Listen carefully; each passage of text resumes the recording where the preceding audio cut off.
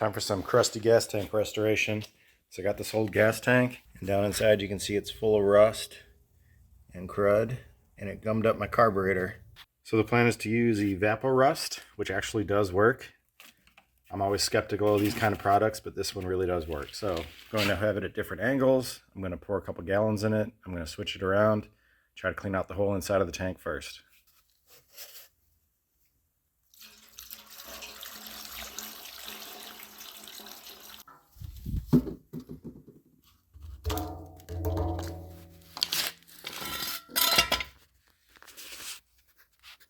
So I've got 2 gallons in there. That'll get us started for now. As you see, I've got one hole on the bottom side and then these 2 holes.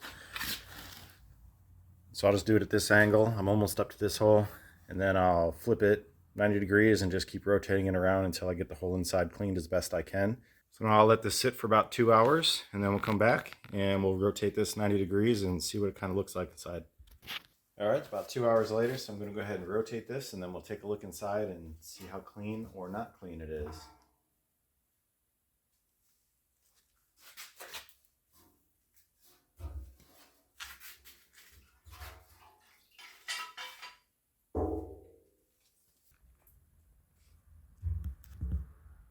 And it doesn't look very clean at all.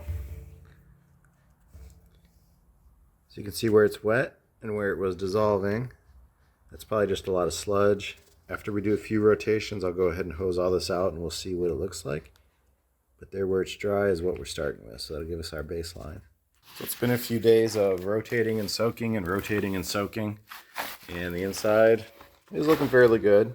You can kind of see I let it sit overnight one night, and there's a pretty clear line of rust and no rust, but the rust that's there is light surface rust, so I'm good with that. But if you wanted to take your time, you could definitely clean an inside of a tank really good with Rust-Oleum. So now we're all cleaned out. So the liner I'm going to be using is Red Kote, and there's a few different versions of these, different brands. This is just the one I'm going to be using. So follow the directions, whatever yours says. For mine, cleaned all the rust out, and then I used acetone and rinsed it around inside there, flushed it twice with acetone, and now it's ready to go. So I've got the bottom plugged. I need to tape over one of these holes, pour this in, tape over the other hole, and then roll this guy around.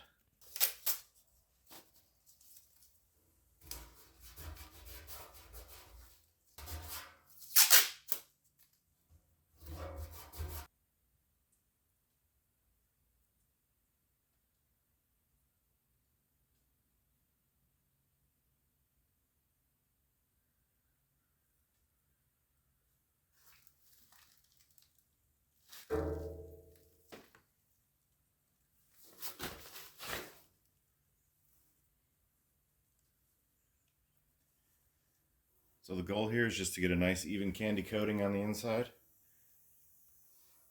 you just want to gently roll, it doesn't need to splash.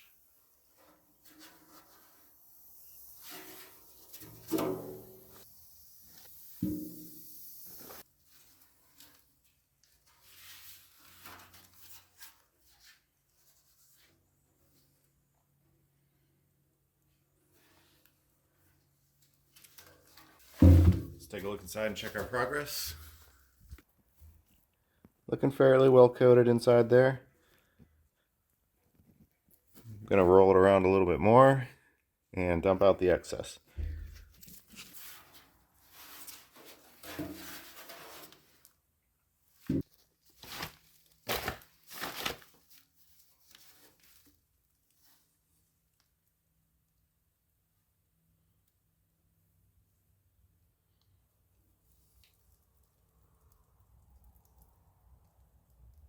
So I think it's been less than 5 minutes since I started, and it's already starting to thicken up. And today's pretty cool. It's probably around 70 degrees, so if it's a warmer day, you might want to cut this with acetone a little bit. It smells like acetone. I'm assuming that's what's the drying agent in it. You can see it's already starting to thicken up. I think I got out most of the excess. For this to really harden up, you don't want big puddles in there. The puddles won't dry underneath. So that's why you want as thin of a coating as it will allow. We'll save this for later. So this says it'll treat about a 12-gallon tank. I've got about a 3/4 inch left in the bottom now. And this is about a 12-gallon tank, so it's pretty accurate on that. Take another look inside, see where it's pooling up.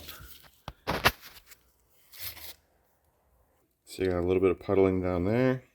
Looking fairly evenly coated down in there, so that's good. You can see right there it's starting to pool up, so I'm going to keep moving this and try to disperse that puddle as it dries. Alright, so it's been about 8 hours since I put the coating in, and I opened all my drain holes, and let's see what we got going on here. So here's some that was on the outside, and it's all nice and plasticized. It's hard to tell down inside if that's liquid or not.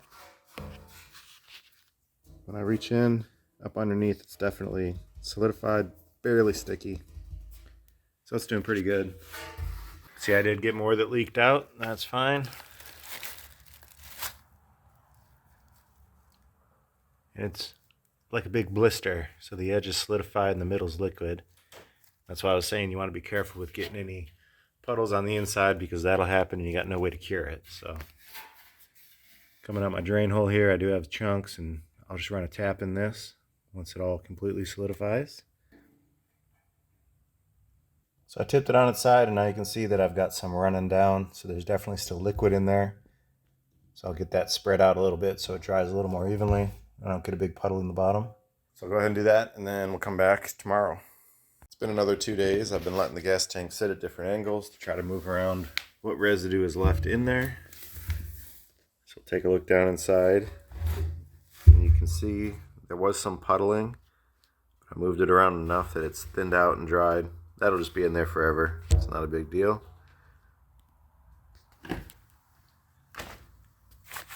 This is some that drained out, and I left it so we could look at it.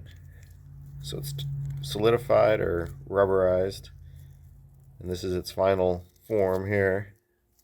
It's flexible, so it won't crack off the inside of the tank.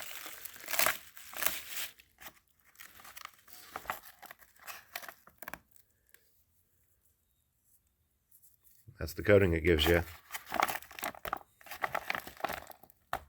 So that's it for coating the inside of the tank. The only thing I have to do is I got to retap these holes just to clean that out. And clean out my bottom drain hole, same thing, just where it is in the threads from draining out. But as far as the inside of the tank sealing, that's it. It's ready to go.